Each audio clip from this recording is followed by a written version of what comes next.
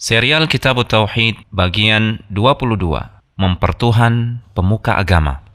Dalam Al-Quran yang mulia, Allah Subhanahu wa Ta'ala berfirman, "Ittakhadhu ahbarahum wa ruhbanahum arbaban min dunillah wal masih ibn Maryam wama umiru illa liya'budu ilaha wahida la ilaha illahu subhanahu amma yushrikun."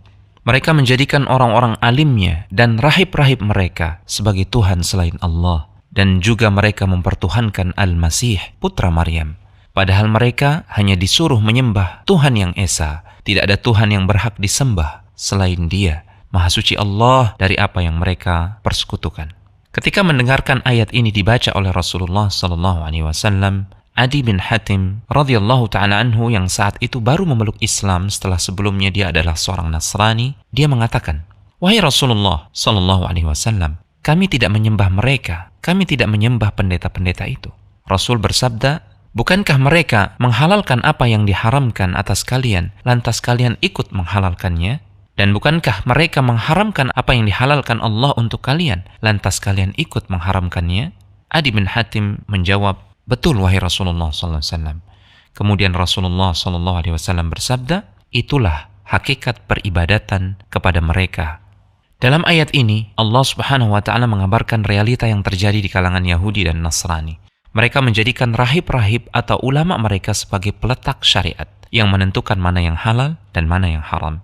Yahudi dan Nasrani menaati rahib-rahib mereka dalam menghalalkan apa yang Allah haramkan, manut kepada mereka dalam mengharamkan apa yang Allah halalkan. Dengan tindakan mereka ini, Yahudi dan Nasrani disebut oleh Allah telah menjadikan rahib-rahib itu sebagai Tuhan. Karena di antara kekhususan hak Tuhan adalah menentukan syariat, menentukan mana yang halal dan mana yang haram. Hak tersebut hanya milik Allah semata.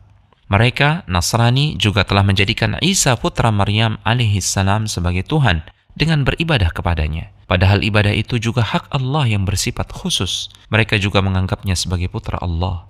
Ini penghinaan kepada Allah, karena secara tidak langsung menuduh Allah itu butuh istri dan anak. Sementara bagi orang-orang yang bertauhid, mereka mengimani bahwa Allah berdiri sendiri, tidak butuh kepada pasangan, tidak dilahirkan, dan tidak juga memiliki anak.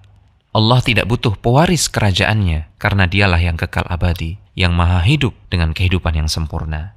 Itu sebabnya di akhir ayat ini terdapat penyucian bagi Allah, penyucian dari segala ketidaksempurnaan dan sifat yang tidak layak baginya. Karena setiap kesyirikan berkonsekuensi pada tuduhan bahwa Allah itu tidak berkuasa secara mutlak dan sempurna. Ayat yang mulia ini dinukil oleh Syekh Muhammad bin Abdul Wahhab rahimahullahu ta'ala untuk menjelaskan salah satu makna tauhid dan makna kalimat syahadat la ilaha illallah yang mencakup dua hal. Pertama, mengesahkan Allah dalam ketaatan pada apa yang dihalalkan dan diharamkannya. Kedua, siapa yang menaati selain Allah dalam menghalalkan apa yang diharamkan Allah atau mengharamkan apa yang dihalalkan Allah, maka dia telah mempersekutukan Allah dengan makhluk. Dan ini jelas kesyirikan yang bisa menyebabkan pelakunya menjadi musyrik. Semoga Allah Subhanahu wa Ta'ala menganugerahkan taufiknya dan menjadikan kita semua istiqamah di atas tauhid dan amal saleh. Sampai kita berjumpa dengannya.